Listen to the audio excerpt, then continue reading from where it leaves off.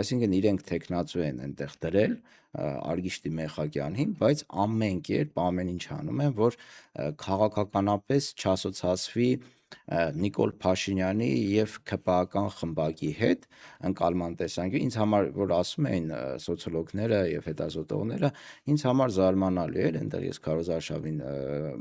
մի քանի անգամ մասնակցել եմ վաղար շաբաթում որ կան մարդիկ որ չգիտեն որ Արգիշտի Մեխակյանը քաղաքացիական պայմանագիր կուսակցության դրածոն է, այսինքն Նիկոլ Փաշինյանի տեխնացուն է։